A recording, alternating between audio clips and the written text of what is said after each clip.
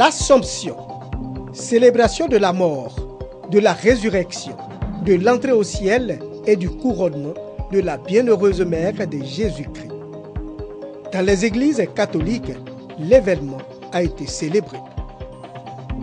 Raviard, département de Didiévi, a un nouveau chef central. La cérémonie a eu lieu le 14 août 2017 en présence de la reine-mère des Baoulés et des Brons de Bondoukou, conduit par le ministre Kobena Kwasi Adjoumani. Centre de santé, école, électrification de 3 villages, reprofilage des routes, des réalisations grâce à la cohésion et aux démarches des cadres de la tribu Bungé, commune de Bouaké, canton Gossan. À ce titre, il faut ajouter la visite du ministre Amadou Kone des Transports dans les structures placées sous son autorité ici même à Bouaké. Nous y reviendrons. Bienvenue dans cette édition. Tout de suite, les détails de nos informations. L'Assomption est la célébration de la mort, de la résurrection, de l'entrée au ciel et du couronnement de la bienheureuse mère de Jésus-Christ. Dans les églises catholiques, l'événement a été célébré.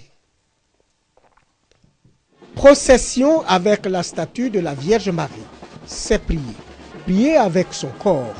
L'Église rappelle les bienfaits de Dieu par Marie et implore la mère de tous les hommes pour qu'elle nous conduise sur le même chemin de vie. Dans toutes les cathédrales et paroisses, les chrétiens catholiques ont célébré la grâce de la Vierge Marie et imploré sa miséricorde afin qu'elle intercède auprès de son Fils.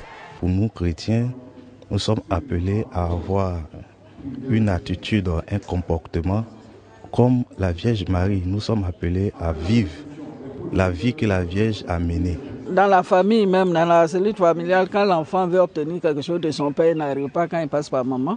Maman a des mots justes et puis voilà, les vœux de l'enfant sont exaucés. C'est la même chose pour la Vierge Marie. Cette femme-là fait beaucoup pour nous. À la cathédrale Sainte-Thérèse de l'Enfant Jésus et à la paroisse Saint-Pierre de Nembo, les célébrants ont exhorté les chrétiens à avoir foi en l'Église, en la Vierge Marie, la mère de l'Église, et en Jésus le Fils. Pour eux, l'Assomption met en valeur une dimension essentielle de la foi chrétienne. C'est par Marie, on va au Christ, donc elle nous conduit au Christ. Du coup, elle est médiatrice d'intercession. Donc, avoir une grande portée pour cette Vierge Marie, c'est honorer son Fils. L'Assomption, célébration de la mort, de la résurrection, de l'entrée au ciel et du couronnement de la bienheureuse Vierge Marie, est un moment de recueillement pour les chrétiens catholiques. Raviard, département de Didiévi, Raviard a un nouveau chef central. La cérémonie d'installation a eu lieu le 14 août 2017 à Raviard en présence de la reine-mère des Baoulés et des Brons venus de Bondoukou, conduit par le ministre Kobena Kwasi Adjoumani. Le reportage de Léon Broukwame. À peine intronisé par ses pairs, le nouveau chef central de Raviard spolié de ses biens. Un veto des Brons pour exiger des Baoulés leur autorisation avant toute cérémonie. S'ensuivent des négociations qui finissent par la levée du dit veto à prix de liqueur.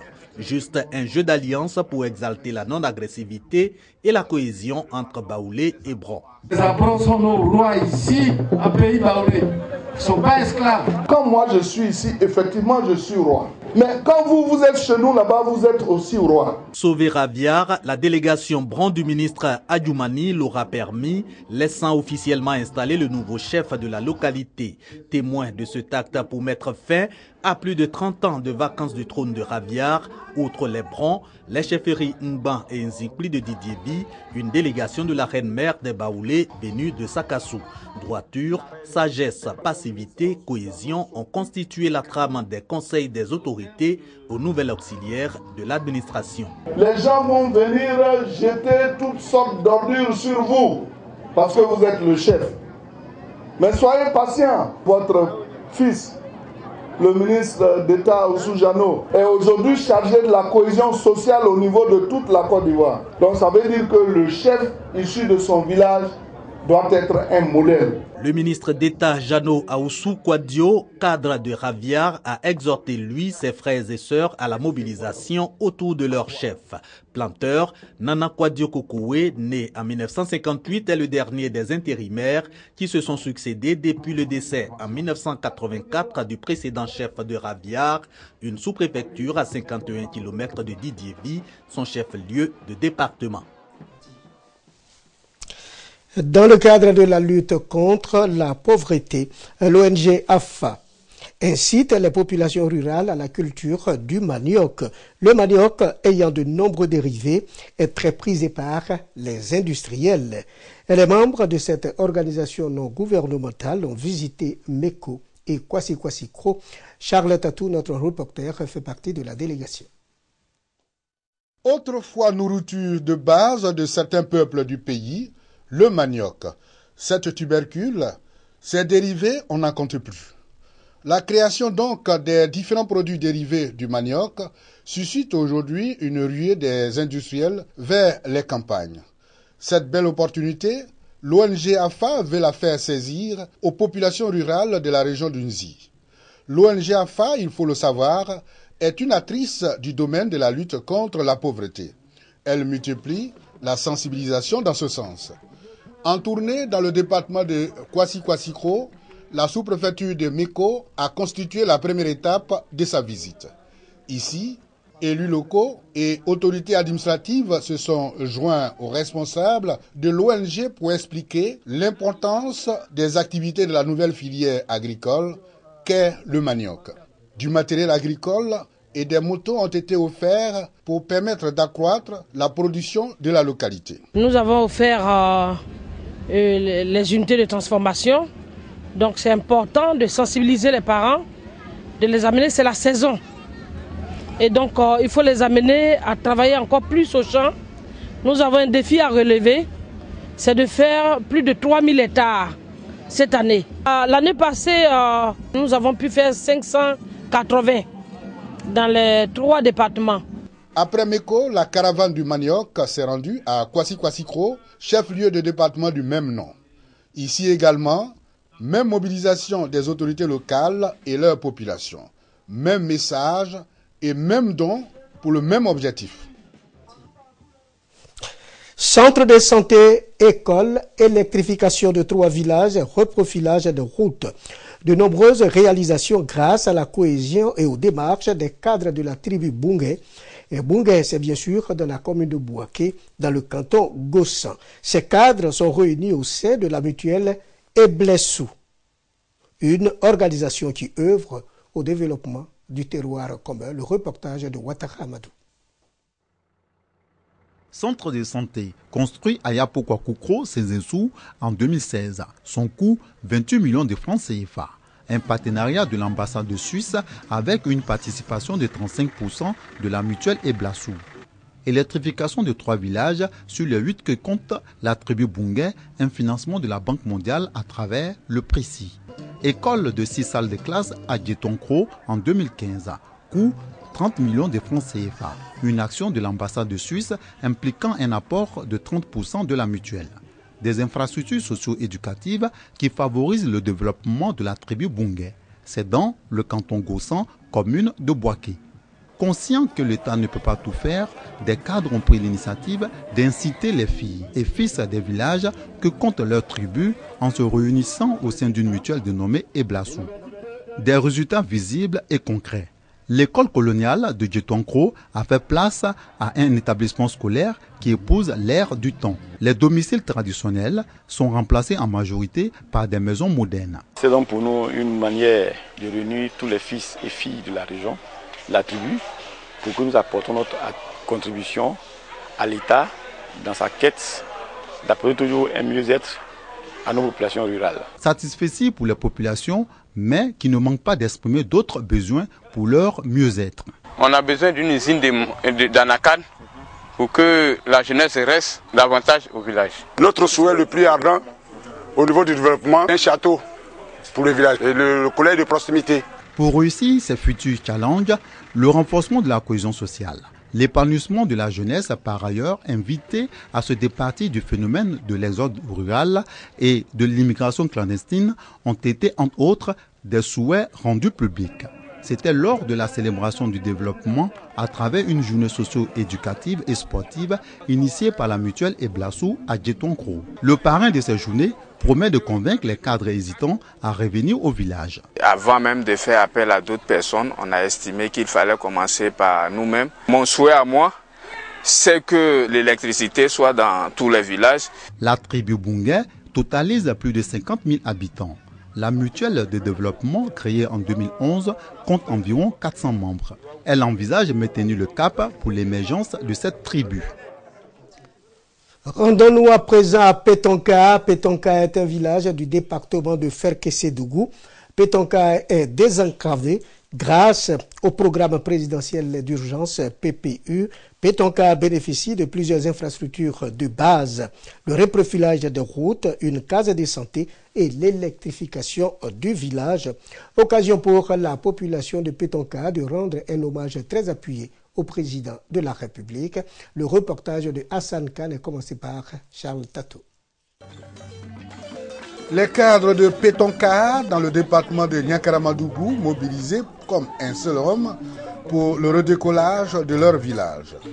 Action à l'actif de leur mutuelle de développement, la réalisation d'une case de santé, la construction d'un logement de maître et le lotissement du village. La dernière action a valu à Petonka son admissibilité au programme présidentiel d'urgence PPU. Peuplé de près de 2000 âmes, ce village vient de se connecter au réseau national électrique grâce au PPU. Célébration de l'avènement de la lumière dans une liesse populaire. Nous avons déjà enclenché notre développement. L'électricité, c'est le moteur même du développement. Notre rêve a été en fait réalisé. Et nous disons merci vraiment à Dieu pour cela. Merci au président de la République, Alassane Ouattara. Les habitants de Petonka ont voulu associer le ministre de l'Intégration africaine et des Ivoiriens de l'extérieur à cette manifestation. Tous les engagements du président de la République seront tenus et que la mise sous tension n'est que le début. Cadres, élus locaux et autorités administratives ont mis à profit cette célébration de la lumière pour rendre un hommage appuyé au président de la République Alassane Ouattara pour sa politique de développement.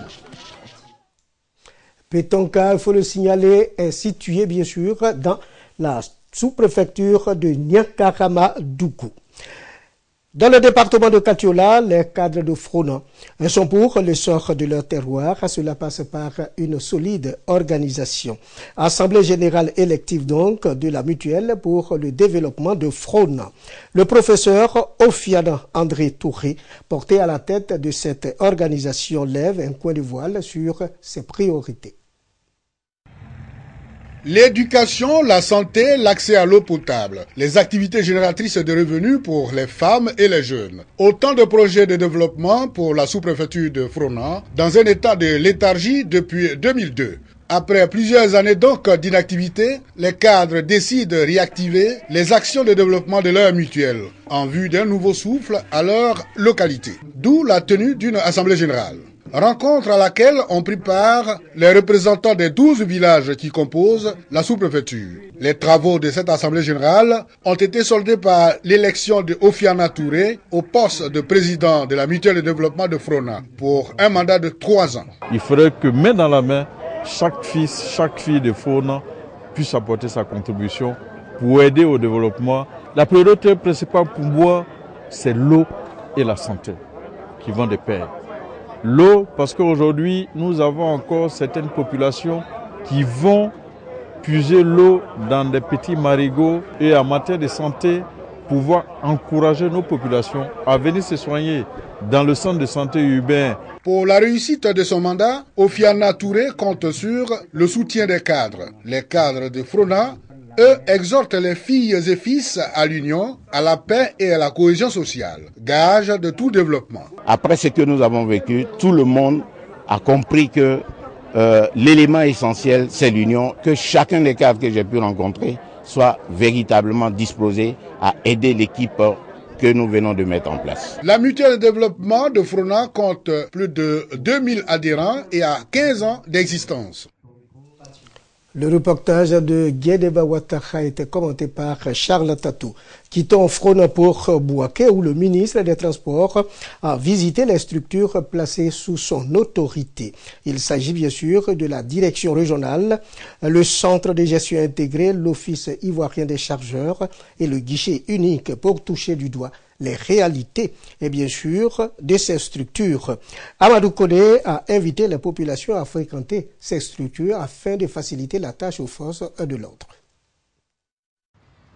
La direction régionale, le guichet unique automobile, le centre de gestion intégré et l'office ivoirien des chargeurs, des structures sous tutelle du ministère des Transports visitées par le ministre Amadou Koné. Le premier responsable de ce département ministériel est venu toucher du doigt les difficultés qui entravent le bon fonctionnement de ces structures. Nos petites inquiétudes, c'est au niveau des écoles qui nous fatiguent dans le travail. Maintenant, avec l'arrivée du ministre, on aura des scènes de travail pour essayer de remédier à cela. Sur les différents sites, Amadou Koné a demandé à ses collaborateurs d'offrir des services de qualité aux usagers. Je suis venu ici pour me rendre compte donc, de l'effectivité de l'ouverture de ces services. Je voudrais me réjouir de ce que désormais à Bouaké comme à Korogo, toutes les formalités peuvent être faites. Le ministre des Transports a exhorté les détenteurs des engins roulants à les faire immatriculer pour les sécuriser et faciliter le travail des forces de l'ordre. Pour lancer un appel aux populations de passer, identifier les véhicules, que ce soit les motos ou les automobiles. C'est important pour des questions de sécurité pour eux-mêmes, leurs biens. Deuxièmement, c'est important aussi pour des questions de sécurité de l'ensemble de la collectivité. Après Bouaké, Cap Serabi sur d'autres villes de l'intérieur du pays afin de redynamiser le secteur du transport en Côte d'Ivoire. 4e édition du Festival de la culture et de la poterie Mangoro. Nous sommes bien entendu à Katiola. L'histoire du peuple Mangoro, les danses traditionnelles Mangoro et des expositions de vente des poteries ont constitué les temps forts de ce festival. Le reportage de Ouattara Amadou. Un défilé marque le début des activités de la 4e édition du Festival de la culture et de la poterie Mangoro. Venus de toute la région du Hambol et de la diaspora, les Mangoro se sont donné rendez-vous au centre culturel de Katiola. L'histoire du peuple Mangoro expliquée à la nouvelle génération et aux invités. La communauté Mangoro, c'est une communauté comme toutes les autres communautés qui sont venues du Grand Empire Manding. Et nous sommes installés à Katiola depuis le XIVe siècle. L'objectif de ce festival est de créer une communion entre les différents peuples du pays tout en faisant connaître la culture Mangoro. Le festival, c'est un prétexte pour unir les fils et les filles Mangoro de toute la région du Hambol et les unir avec leurs frères Jimini, Tagbana et nos peuples frères qui sont venus d'ailleurs. Nous voulons montrer à l'opinion nationale et internationale qu'au niveau de Katiola, il y a une petite communauté qu'on appelle aussi les Mangoro qui sont là, qui vivent en très bonne entente avec les frères Tagbana. La mutuelle de développement de la communauté Mangoro, Mudecom, a profité du cadre du dit festival pour faire des dons, composer des tricycles et de divers autres matériels afin de contribuer à l'autonomie financière de la femme. 5 jours durant, les initiateurs de ce festival et leurs alliés ont échangé autour de la promotion des arts du terroir Mangoro. Des danses traditionnelles, des expositions ventes et des visites du village Mangoro, lieu d'explication des différentes étapes de transformation de l'argile en poterie, ont été les temps forts de cette 4e édition. C'est la fin de cette édition. Merci de nous avoir suivis. À très bientôt.